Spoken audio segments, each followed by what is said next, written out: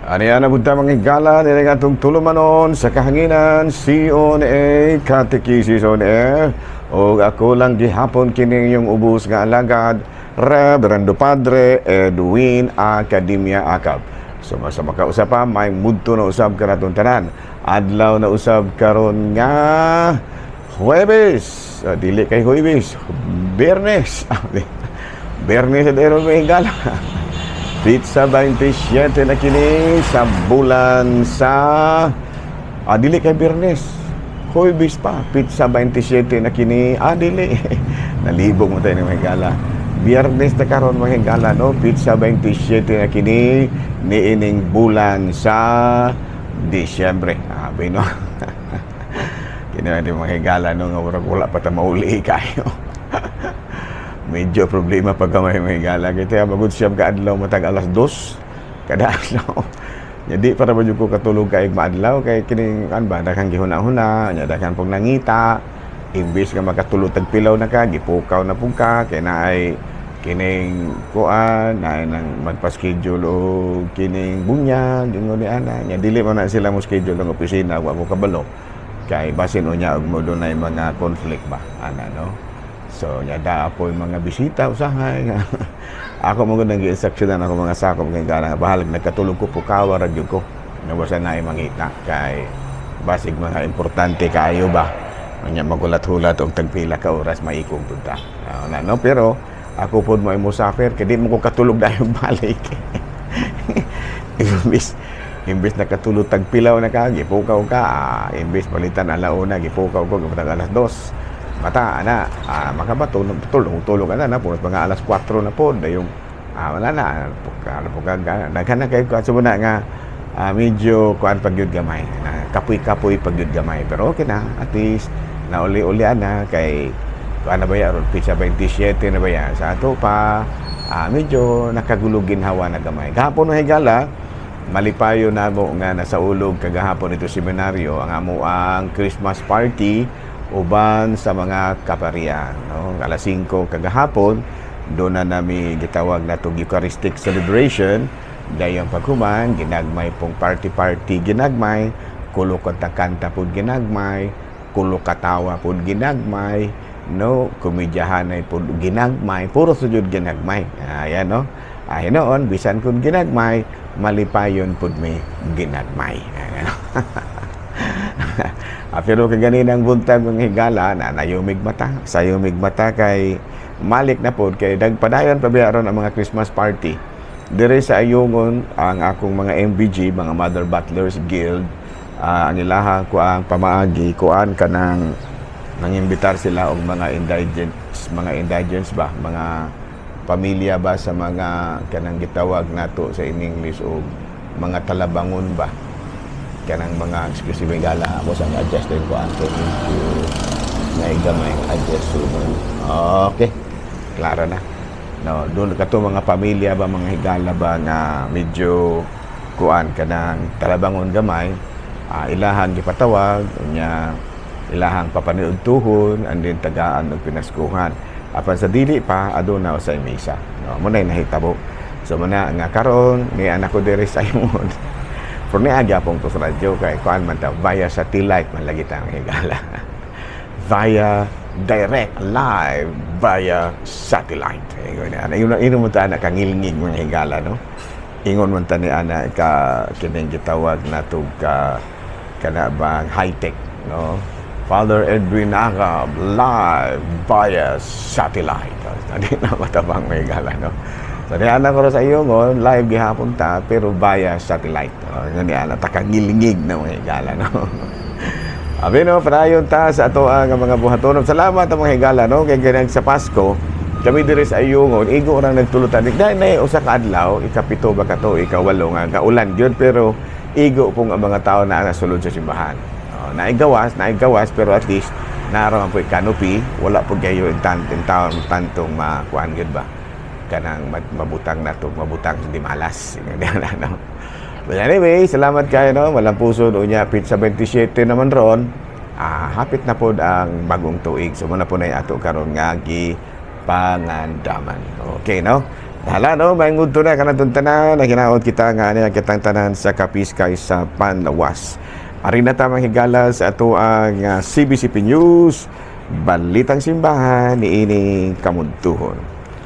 Cardinal Pablo Virgilio David, no, nagsaulog sa Pasko ug mao kini ang nahimo niyang mensahe. Ang kasalugan sa Pasko nagdapit kanato nga abrihan ang matag nato kakasing-kasing kunahuna ug dili lamang ang atong mga Pinoyanan aron makasulod ang presensya sa Dios makadayon niini, no, maka na ang nahimong mensahe usab ni Cardinal Pablo Virgil David, no, ang obispo sa Caloocan. Balita mahigala gikan sa Vatican, Pope Francis gihatag ang naandang panalangin sa syudad sa Roma ug sa tibuok kalibutan. Orbi et Orbe. Ayan, no? Orbe et Orbi. Ayan, no? So, muna siya mahigala, no?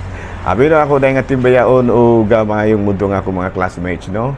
Si Padre Obing Masyon, din na sa Larina, si Father Dami Heramis, din na si Malalod, o si Father Tonton Arnaiz, din na sa may Batinggil.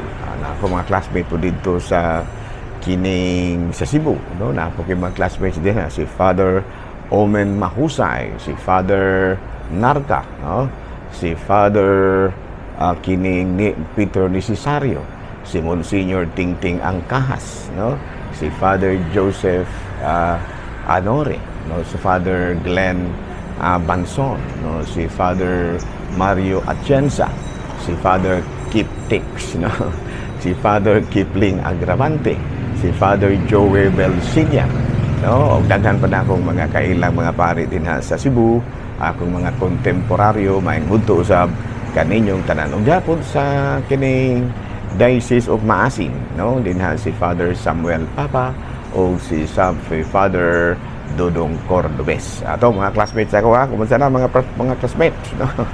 Niya nagyapon ninyo hang ihigala, no, si Father Gwenex, no, Father Edwin Acab. Nahala, no, ako po dahil nga timbayaon ug maingudto si Father Darwin, no, Father Darwin ang atong banggiitang manugdibati dinha sa Diocese of Tagbilaran, no. Kumusta na, no, giya mga kaubanan nga mga membro usab dinha sa kining CFD dinha sa Bohol. Bilib kay ko niyo Father Darwin matay nilngiga ngilngiga kay Father Darwin mahigala, no. Kuan gid siya pod ning gitawag nato sa ining gifted good po ni siya kay dili baya kanan kami mga pari nga makahimo ang iyang abilidad nga hapit sweeto mo pud siya kaayo sa Biblia, sweeto pud siya kaayo sa kining tradition, history, plus iya hapon mga kauban nga kugihan pug kaayo mga higala ang atong mga sila si Brother Paul, no, daghan kay din na sila, daghan kay manugdebate nga makakuan gyud pod, makatubag gyud pod sa mga pangutana sa mga laing sikta.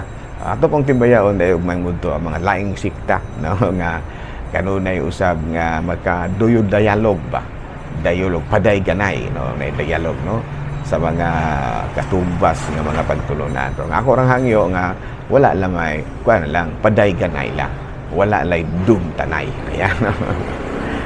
Mga pastor dili man na mo dumot, mga buutan mo na tanan samot tas Father Darwin. Wala ray dong tanay. Man lang gud mo na gitawag nato sa English og healthy debate. Healthy debate. Okay, na klaro? Nahala, no, maing bunto na kanatong tanan, ang hinaot kita nga na kitang tanan sa kapiskay sa Panlawas. Hala ari na ta mahigala sa atuang kining Saint of the Day. Aboy na nga atong Saint of the Day karon, usa kini siya sa mga apostoles ni Kristo. Kay sa ngalan si San Juan Apostol, no, sa Mateo kapitulo 4 versikulo 21b hangtod sa 22. Jesus called them while he and his brother James were fishing. They were present during the transfiguration, the raising of the daughter of Jairus, and the agony in Gethsemane. The Jesus to whom Jesus loved, woman, behold your son, son, behold your mother. Muni siya gignat, no? Anak, ani ang imong inahan, inahan, ani ang imong anak. Muni siya gignat, si San Juan Apostoles. Okay, no? So karong adlaw mahigala gihinumduman nato ang lain na pod nga gitawag nato sa in English og apostle of Christ, no? Usa sa mga patron sa atong Katolikong simbahan nga ato gyud pod nga gisandigan sa iyahang mga pagtulunan. Okay, no? Si San Juan Apostoles, San Juan Apostol. No, may padayon ta mga higala sa atuang mga buhatono ni ining kabuntuhon. Ari na ta mga higala sa atuang katiki ay ato sang timbayaon og ang atong mga higala, no? Kumusta naman kanong puding? Pwede kay, ako di ang gawiks din ha sa ang akong gawiks din ha sa Kalumbuyan. Kumusta din si gawiks, no? Si Father Durango, no? Durango, si Father Christian Durango. Kumusta naman ka, Father? Gawiks. Akong gawiks din ha nga balin gwapuha ra din tao na, no? Pakana gyud ni nagmayo ha, no? Akong gawiks din ha, akong mga higala nga mga akong mga parokyano sa una din ha sa Kalumbuyan, no? Ayaw ba yung taon yung pasag din akong gawiks diya ha? Kung mahimo pakanaag lechon pirme. Ayaw bitaw, no? Kaya high blood niya hinuuna, no? Kuan ra ba na namo si gawiks ron kanang presidente sa kining ato diri nga kuan kaparian sa Dumaguete clergy. Ayan, no? Abi no, ari na tayo sa topic nato, no? Ato sa itong biyaan sa itong katong sa credo. Ari na sa akong topic nga lain na kay medyo kuan ka nang naapikhan ko ro gamay, no? Tungod lagi sa kapoy-kapoy pagyud dili pagyud wa pagyud mauli kayo og sa kuan pa napakos mga 65%, no? Recovery, napakos mga 65% recovery. Kay kuan pa ba ya kay sa kuan ginaingon sa panahon sa novena gamay kung kinatulgan kay dili mo ko katulog kay maadlaw nya magabi samot mo matapos tag alas 8 ta matulog mo matapos tag alas 2 nawa na kulang gyud kayo. So arito sa topic nato, the church in God's plan.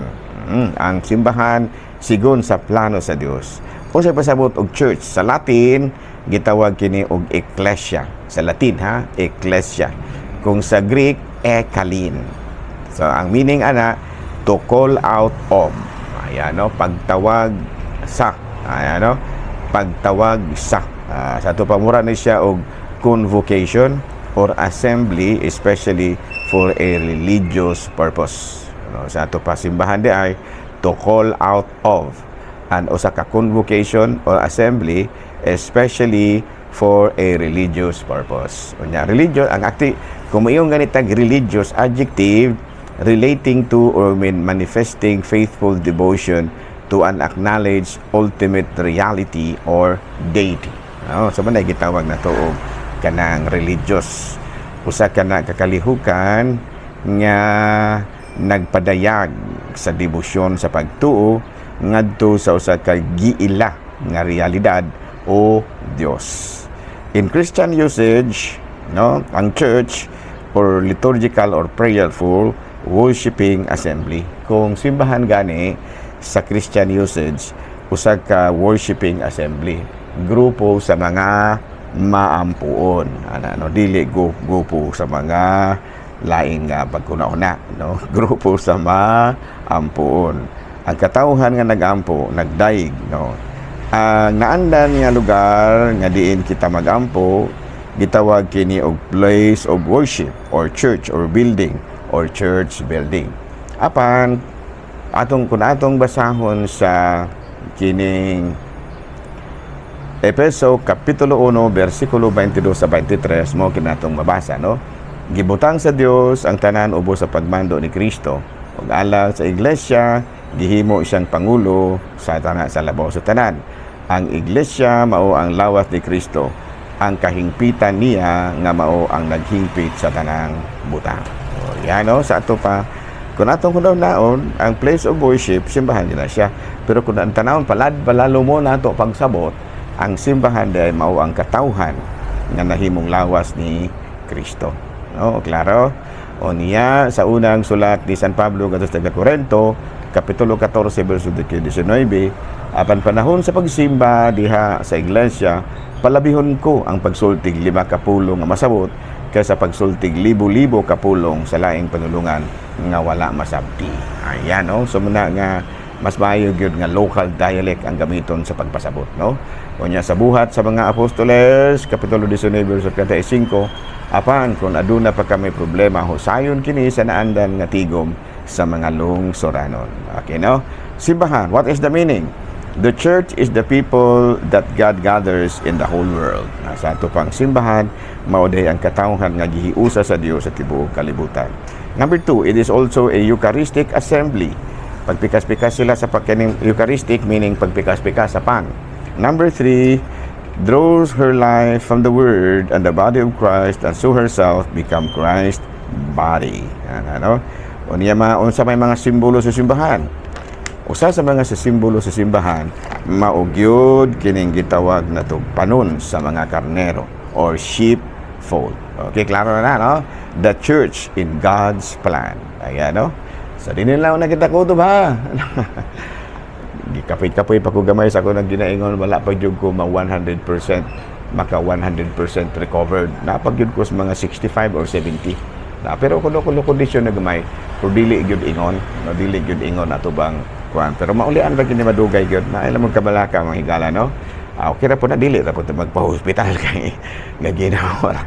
Mayra man natong pangunahon na, pero kapoy-kapoy ra gyud gamay mga kinahanglan nagpahuway, no? Kay tiaw bagod, no?